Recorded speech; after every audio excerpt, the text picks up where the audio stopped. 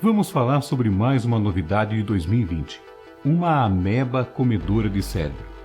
Mas antes, já deixa aqui o seu like, se inscreva no canal e ative o sininho de notificações. No dia 3 de julho, o Departamento de Saúde da Flórida confirmou que uma pessoa no condado de Hillsborough contraiu uma microscópica ameba unicelular chamada Naegleria fowleri, que causa um tipo de infecção no cérebro e é conhecida por ser uma comedora de cérebro. Esse micro-organismo possui 3 formas evolutivas, sendo elas a fase trofozoitos, a fase cistos e a fase da forma flagelada. Essa última forma é a que se movimenta na água, se dispersa e contamina os humanos. Porém, a ameba não depende necessariamente de um hospedeiro humano para sobreviver, já que na natureza ela se alimenta de bactérias encontradas nos sedimentos de regiões alagadas. Por isso, é um caso raro de contaminação em humanos. Essa ameba é considerada termofílica, ou seja, ela é muito encontrada em águas mornas e não sobrevive em águas frias ou salgadas como o mar.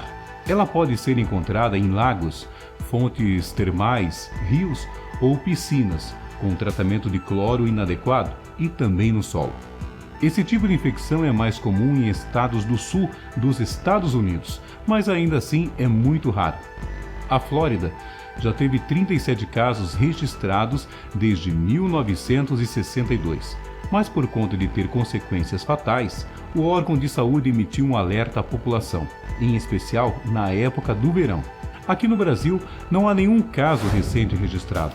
A infecção ocorre quando a água contaminada entra no corpo através do nariz e, ao chegar na cabeça do hospedeiro, ataca seu tecido cerebral, causando uma doença conhecida como meningoencefalite amebiana primária, ocasionando em uma morte cerebral do hospedeiro.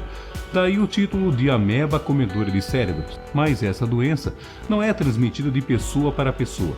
Embora o Departamento de Saúde da Flórida não tenha informado o estado de saúde da pessoa contaminada, os sintomas desse tipo de infecção, segundo o Centro para Controle de Prevenção de Doenças, o CDC, dos Estados Unidos, começa em 1 ou 2 semanas.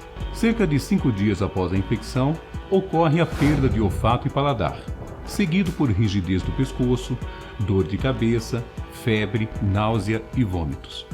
Isso acontece por conta do protozoário continuar a migrar pelo tecido nervoso.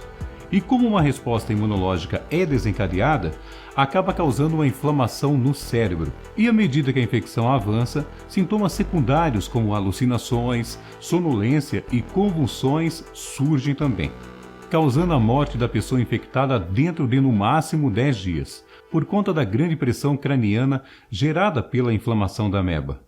Mas cerca de 97% dos infectados morrem em até 1 semana. Para diagnosticar a doença, são realizados exames de imagem como tomografia computadorizada, a ressonância magnética. Mas esses exames servem apenas para excluir outras possíveis causas de infecções. Também é feita uma punção na coluna vertebral, que seria a coleta de licor na medula espinhal, por meio de uso de uma agulha. Mas ainda assim, nem sempre esse método consegue identificar a ameba. Assim, em alguns casos é realizada uma biópsia do cérebro. De acordo com a CDC, por conta da taxa de fatalidade ser muito alta, há pouco ou nada que se possa fazer para ajudar os pacientes diagnosticados com ameba. Porém, os médicos usam uma combinação de vários medicamentos à base de miltefosina, que é o mesmo medicamento que é usado para a leishmaniose, e tem se mostrado promissor no tratamento entre outros medicamentos. Os médicos ainda assim usam esse tratamento, pois sem ele, a morte do paciente é certa.